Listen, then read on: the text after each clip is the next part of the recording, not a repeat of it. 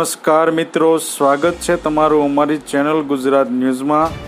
આજના તાજા અને સૌથી મોટા સમાચાર જોઈએ તો વાહન ચાલકો માટે નવા નિયમો 1 જૂન 2024થી સરકારી પ્રાદેશિક પરિવહન કાર્યાલય આરટીઓ દ્વારા ડ્રાઇવિંગ સંબંધિત નવા નિયમો જારી કરવામાં આવશે। સ્પીડિંગ અને ઓછી ઉંમરના વાહન ચલાવવા માટે ભારે દંડ ભરવો પડશે। જો કોઈ વ્યક્તિ વધુ ઝડપે વાહન ચલાવે છે તો તેને 1000 થી 2000 રૂપિયા સુધીનો દંડ, 18 વર્ષથી ઓછી ઉંમરની વ્યક્તિ વાહન ચલાવતી જોવા મળે તો તેને 25000 રૂપિયાનો દંડ સાથે વાહન માલિકનું ડ્રાઇવિંગ લાયસન્સ પણ રદ થઈ શકે છે। સગીરને 25 વર્ષની ઉંમર સુધી લાયસન્સ આપવામાં આવશે નહીં।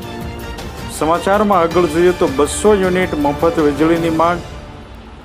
આજ રોજ પંચમહાલ જિલ્લા આપના હોદ્દેદારોએ જિલ્લા કલેક્ટર દ્વારા મોરવા, હડફ, MGVCL કચેરીમાં આવેદનપત્ર આપવામાં આવ્યું છે, જેમાં જણાવાયું છે કે સ્માર્ટ મીટર પ્રોજેક્ટ રદ કરો અને દિલ્હી, પંજાબની જેમ ગુજરાતમાં પણ માસિક 200 યુનિટ વીજળી મફત આપવામાં આવે તેવી માંગ મૂકવામાં આવી છે।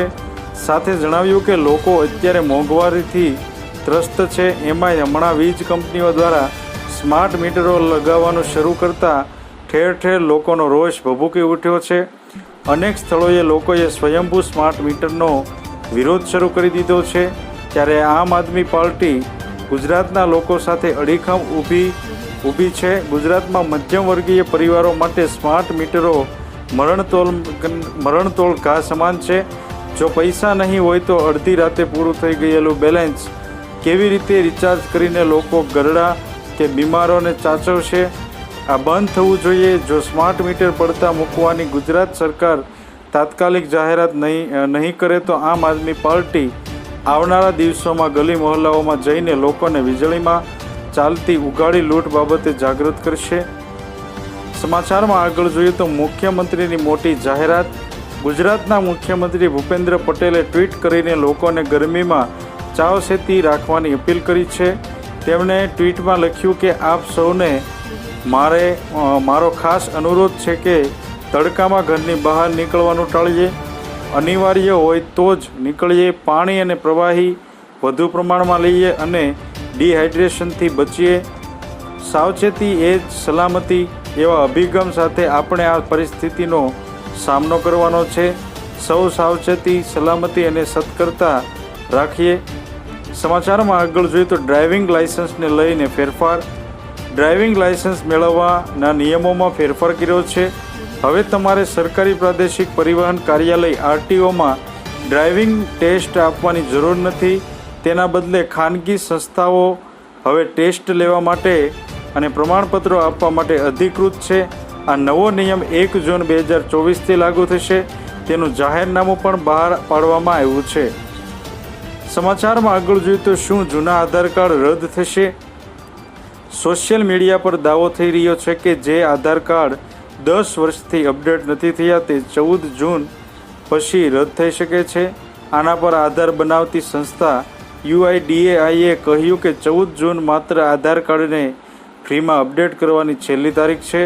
આ પછી જૂનું આધાર કાર્ડ નકામું નહીં થાય, પરંતુ આ તારીખ પછી મફતમાં આધાર કાર્ડ અપડેટ નહીં થાય। આવામાં ઓનલાઈન અથવા નજીકના આધાર કેન્દ્ર જઈ આધાર અપડેટ કરાવી દો।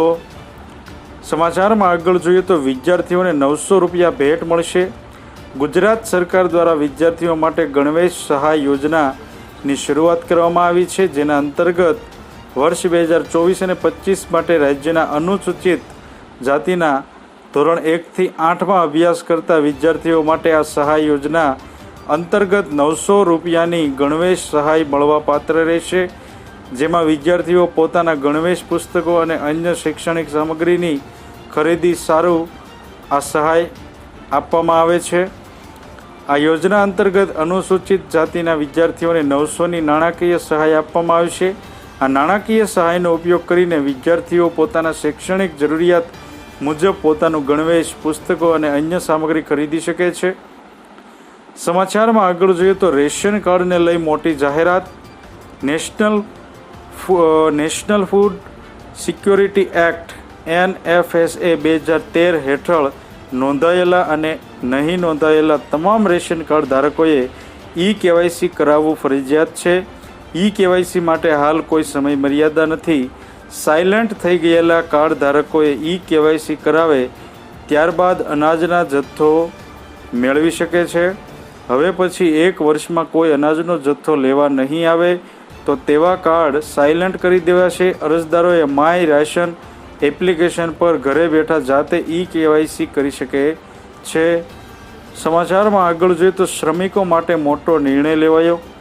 ગાંધીનગર મહાનગરપાલિકાએ ક્રેડાઈને પત્ર લખ્યો છે, જેમાં બપોરના સમયે શ્રમિકોને કામ ન આપવા અપીલ કરી છે. સાથે જ શ્રમિકો માટે પાણી, છાશ, ORS સહિતની જરૂરી વ્યવસ્થા કરવા પણ સૂચના આપી છે. આ સાથે શહેરના સફાઈ કામદારો માટે પણ પત્ર પાઠવ્યો છે. અમદાવાદ મ્યુનિસિપલ કોર્પોરેશન દ્વારા પણ શ્રમિકોને બપોરે 1 થી 4માં કામ ન કરવાની સ્પષ્ટ સૂચના. શ્રમિકો ફરિયાદ કરી શકે તે માટે હેલ્પલાઇન નંબર પણ જાહેર કરવામાં આવ્યો છે. આથી જો તમે અમારી ચેનલમાં નવા છો તો અમારી ચેનલને સબસ્ક્રાઈબ કરી લેજો, જેથી તમને અમારા નવા વિડીયોની માહિતી મળતી રહે.